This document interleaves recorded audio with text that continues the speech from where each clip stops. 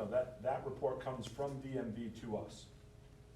I understand when they come in and get the. No, but that also goes through our system of, so if somebody's registering a voter at the Coventry Town Hall, right? As that voter registration goes through and someone were to put in a number that was associated with a driver privilege card or a non-citizen card, that information would come to us. That's how I know that no one has registered through the process that I talked about.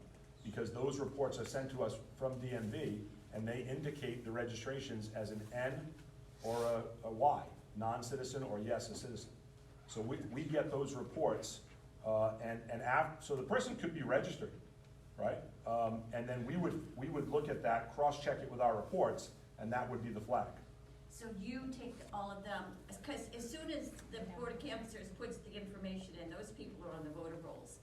Then you go back. It's not going back. We're getting the information, right, on the nightly basis. Is it a nightly basis? Yes. It's reviewed by our staff, and that would be flagged. If someone with that driver privilege card number or non-citizen number showed up, there would be an N next to their name, and that would be a flag for us. And that's how I can say that from July 1st, when those licenses went into effect, till now, no one has registered using one of those driver privilege cards. All right, so you manually check it against, like, once a week? It's a report cross-check. Same as the cross-check happens after elections, right? In 2020, we had the 3 people that voted twice. They voted in Florida by mail, they voted here by mail. That was caught in a cross-check post-election. That's the same process that's done to make sure that the registrations go through. Okay, great, thank you. So I have a question regarding that. So there's 2 points going on here. One is that you have the access to determine citizenship regarding the voter privilege cards is something that is only residing in terms of what the DMV sends, if I understand correctly, what the DMV sends to forward to the canvassing authorities. They get the response back whether the canvassing authority said yes or no. However, the DMV has a yes or no regarding whether that's a citizenship or not, whether that person is a U.S. citizen. Right. Okay, so they've established at the DMV, and they must keep it in their database somehow. There must be some sort of means of keeping that in the database with citizenship. So that then that's forward to that. So we have 2 sets of identification information, one at the DMV and one in the voter rolls. Okay, how can the average citizen determine what is what? In other words, if you have like there's a tiered structuring going on that only privileged officials have access to. So I have neighbors that don't register to vote. They're definitely citizens. They're born here, grew up here, and everything else. So there's a distinction going on, and for validating the voter rolls, there's no way that we can actually tell who is who. And so it's sort of like begging the question. If you look at a driver's license and you say, okay, not for federal identification, and the other one is like, okay, regular driver's license, if you can't tell the distinction between these two, and we can't actually observe these people voting, there's no way we can validate things. Yeah. In other words, the accountability is sort of resting all in one place on the officials, and we the people don't have that access. That to me is a tiered and structured way of approaching things. Yeah, and that would require legislation to change the driver privilege card to a different type of license. That's going to take a legislative act to. So for us to validate or authenticate any election process. Well, not any election process, but this specific one, yes. Well, if it's whether they're local, if you're voting locally or whatever, Well, the voter rolls are being used, aren't they? The voter lists are public and available. Okay, so the voter lists are public and available, but the people that are being documented, that are being treated sort of as they're non-documented. Did you say non-citizen? There are documented non-citizens, and then there are undocumented non-citizens. Oh, there's this kind of documented and non-documented. Sure, so there's actually 2 different groups, aren't they? Yeah, There's 2 different groups. So yes. from a public access standpoint, you have the voter rolls are available to the public. People that are registered, yes. People that are registered, but those that are on the other list, the people that are not documented. They're not registered, so they're on the voter list. Okay, so they're not on the voter rolls, but Right. we can't actually determine who they are, because that's held private, isn't it? Yes, it is. Okay, It's so, not- so now you it's have this. non-operable. It's That's not, also not Secretary of State data, so we only have the voter rolls for the people who are registered. Okay. So we don't have, the DMV has the information you're talking about. okay, so the DMV has that information, Correct. but that's a state agency, correct? Yep. Yes. So now you have this dual system set up where you have people being treated one way, and there's certainly all sorts of things that are complicated in terms of burdens being led by the, put on the citizens. But you don't have those that are on the private voter rolls exposed in the same way. This is a structuring kind of thing. Yeah, private voter rolls, what are you So, talking so, about? so the people that are here, the quotes, the undocumented people or whatever, there's no way we can tell. We can't tell.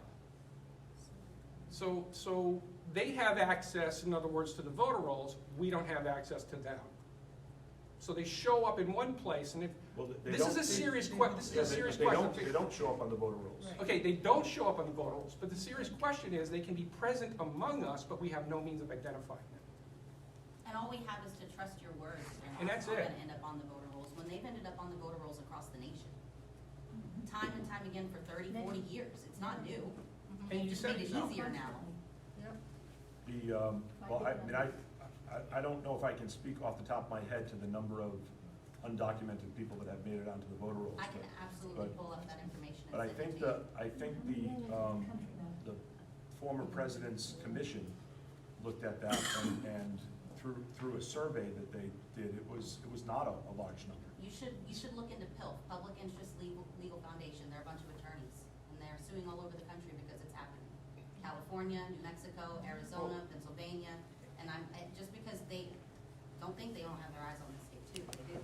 But just because they haven't come out with anything for the state doesn't mean that it's not necessarily there. Right, and so we can speak to Rhode Island, most importantly, and we've got the processes that we just outlined in place to make sure that the people that should be on the voter rolls are on the voter rolls. So when people go to the DMV, they have to provide the proper documentation in order to be asked the voter question. If they don't provide the documentation, they're not even asked the voter question on the keypad, so they're not gonna be transferred to us overnight. So we have the How can we ability tell? to, I'm sorry? How can we tell? How can the average citizen tell the difference? In other words, it all resides with regard to you having privileged information. That's correct, and it's. And so we as the citizens don't have that information. This is a very distinct question, okay? It's a process question. And it has to do with having privileged information that we don't have access to. I think How the do point we is authenticate things? Openness and transparency. I Yes, understand, absolutely. I understand the point here, but I also understand the point there. So how do we bridge that gap, and that's the tough question. We can sit here and preach open and transparent government, but yet we stand and say, well, this list of people, and I can lie, is not public, and they're not supposed to deal with it, but we can't. We're Just also like your not- social security number's not public. Yeah. Let me ask you a question in a different way. What percentage of the population that's quote undocumented being present as a burden to the voters of Rhode Island is acceptable?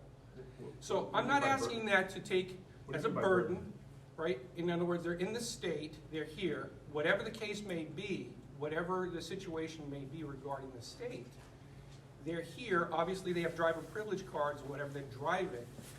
What's the percentage that's acceptable, all right?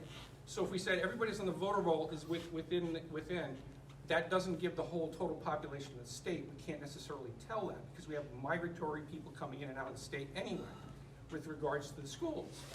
So that situation there is, what is the acceptable portion? What's the acceptable rate? That's what I need to know. And Yeah. that actually addresses, I'm trying to get to the very issue, it's a process issue. It's sort of like, where is the acceptable point? So- How many? If you So- understand it? Yeah, I do, Can I and read what back? we can do is explain the process as it sets now. Right, but we I'm pointing did there's an that. issue with it. Yeah, sure. I gathered that from your questioning, but we're explaining what the process is, right? Right. There are legislative remedies to all things, there are not legislative remedies to some private information, that all citizens have the expectation to have being kept private. All Yeah, I know. citizens. They're Sure, not citizens. sure. They're not citizens. Well, That's my the point, that's the point. information is way out there, anybody can see me, Yeah, so Yeah. how come nobody can see them? Right. They're not Why are voters. they different? They're not, They're on- not they're not, different. they're not So on the voter you're list. treating them two different ways. Right, but they're not on the voter list, so you're asking a specific question about why we can see your voter But they information, get a but privilege. not You're theirs. consuming They get a them. privilege. We They don't, don't. I think yes. the one thing to be clear is that we're here about the voting piece. We don't have control over That the is- non-citizen data from the DMV. So But this this is is what we're talking about, voter, our State. information is out there. understood, and that's all by state law. So voter records are by state law, we're required to provide that information when requested.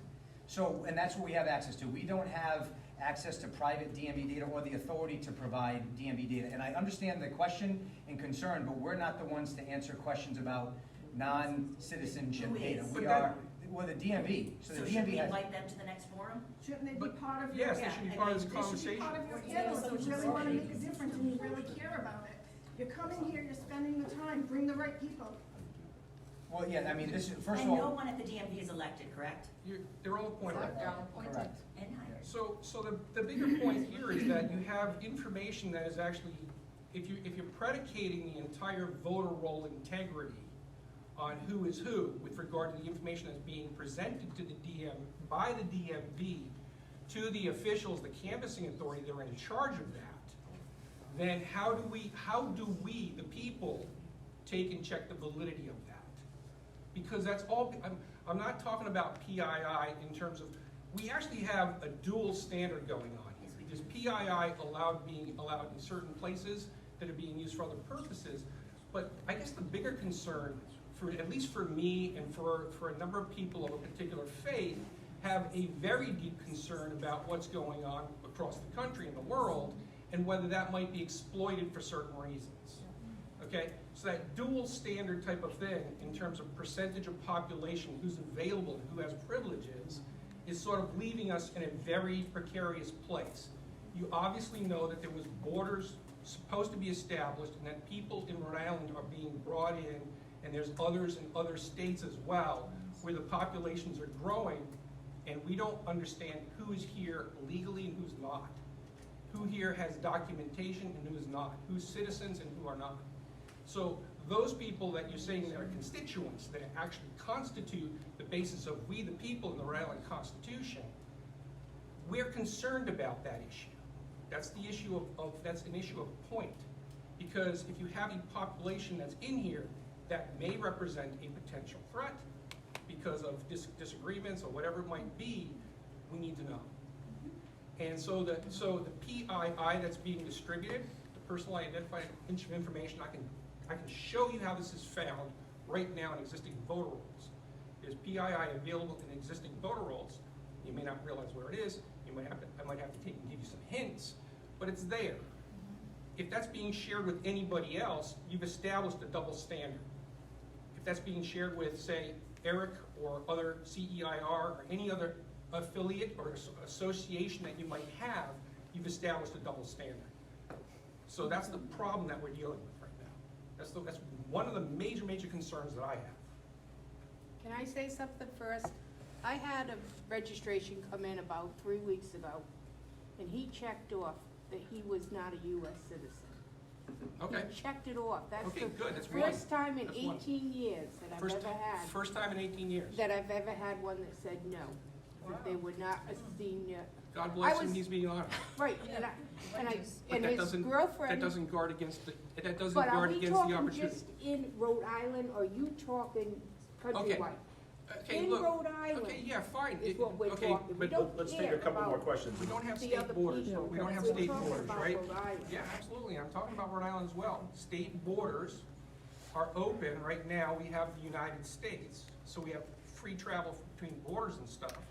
And clearly access, if So they're what you gaining have access. to look at is the increase, where those people are coming in. Exactly.